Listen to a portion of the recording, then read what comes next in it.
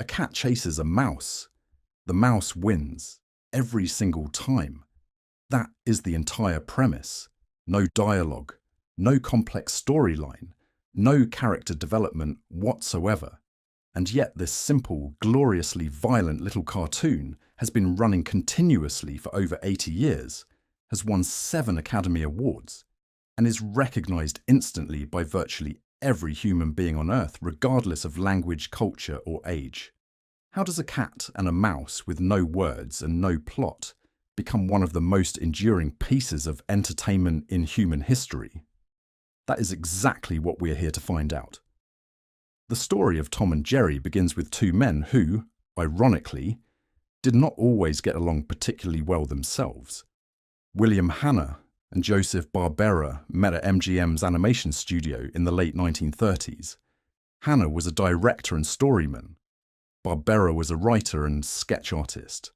Together, they formed one of the most creatively productive partnerships in animation history, despite having personalities that occasionally clashed with the same energy as a certain cat and mouse.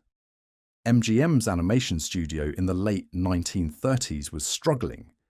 Disney dominated the animation landscape with Mickey Mouse and the recent triumph of Snow White. MGM's existing cartoon characters were not performing well enough to compete. The studio needed something new, something fresh, something that could go head-to-head with Disney and actually hold its own.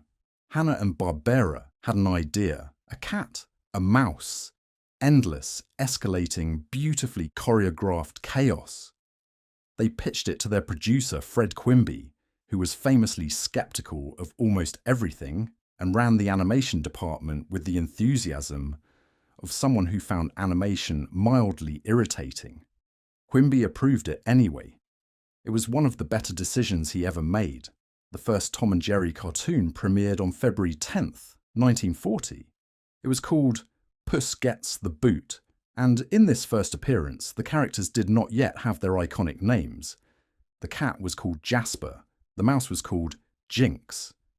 The dynamic, however, was immediately and perfectly established.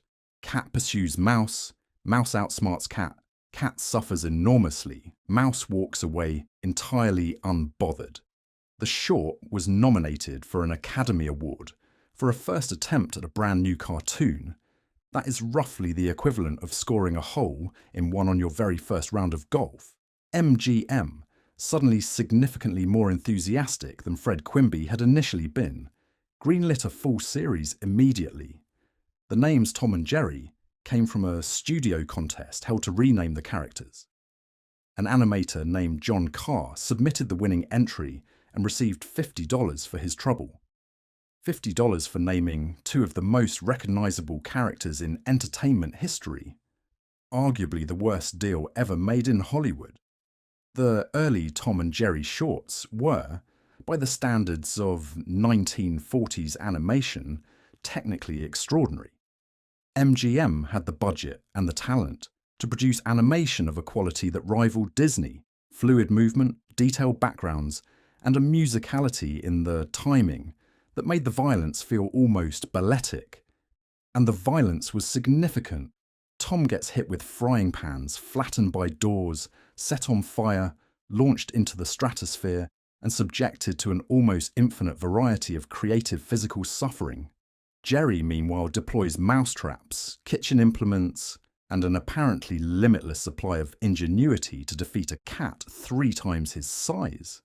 The cartoons were loud, fast, funny, and completely unapologetic about their chaos. What set them apart from other cartoons of the era was the sophistication of their comedy. The humour was physical but precise. Every gag was carefully timed, every piece of music chosen to amplify the joke, every expression on Tom's face calibrated for maximum comedic impact. Hanna handled the timing and direction while Barbera handled the writing and character sketches. The combination produced something that looked effortless and was anything but. The early shorts also had a surprisingly sophisticated emotional range. Tom and Jerry were not simply enemies. In several early cartoons, they cooperated, helped each other, and displayed something that looked remarkably like genuine friendship, before immediately returning to trying to destroy each other.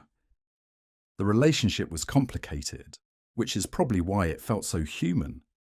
Between 1943 and 1952, Tom and Jerry won 7 Academy Awards for Best Animated Short Film. 7. In a 10-year period, no other animated series has matched that record. The cartoons that won included Yankee Doodle Mouse in 1943, Mouse Trouble in 1944, Quiet Please in 1945, and The Cat Concerto in 1946, a particularly extraordinary short in which Tom performs a Liszt piano concerto while Jerry, living inside the piano, causes increasingly catastrophic disruption. The Cat Concerto is widely considered one of the greatest pieces of animation ever produced. It is 6 minutes long, features no dialogue whatsoever, and is funnier, more precisely timed, and more musically sophisticated than most things produced in Hollywood at 10 times the length and budget. Fred Quimby collected all 7 Academy Awards personally, despite having contributed significantly less creative energy to the cartoons than the men who actually made them. Hanna-Barbera reportedly found this mildly irritating. They were too polite to say so directly. The cartoons, however, suggested they had some experience processing frustration constructively. Through the 1940s and 1950s, Tom and Jerry became one of the most popular theatrical cartoon series in the world. When television arrived and studios began licensing their cartoon libraries for broadcast, Tom and Jerry found an entirely new and vastly larger audience. Children who had never seen the shorts in theatres could now watch them at home, repeatedly, with the kind of obsessive enthusiasm that only children watching cartoons can sustain. The genius of the format for television was its simplicity. No dialogue meant no dubbing. No complex plot meant no cultural translation required. A cat chasing a mouse is universally comprehensible regardless of what language you speak or what country you live in. Tom and Jerry could air anywhere on Earth and make sense immediately, which is exactly what it did.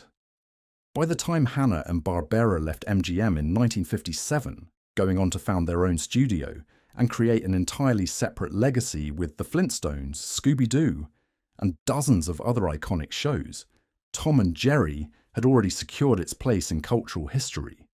The series continued without them under different directors, went through several revivals, reboots, and reimaginings across subsequent decades, and is still being produced today. 80 years, 7 Academy Awards, dozens of countries, hundreds of cartoons, 0 words spoken. Tom and Jerry is proof that the simplest premise, executed with genuine craft and care, can outlast almost everything. The cat still chases the mouse still wins, and somehow, after all this time, it is still funny. William Hanna passed away in 2001. Joseph Barbera passed away in 2006. Between them, they created a body of work that shaped the childhood of virtually every person alive on Earth today. Not bad for 2 men who sometimes drove each other slightly crazy. Then again, they had good practice. Thanks for watching. And if this made you want to go back and watch some classic Tom and Jerry, honestly, that is time very well spent. Hit the like button, subscribe to Capsule, and we will see you in the next one.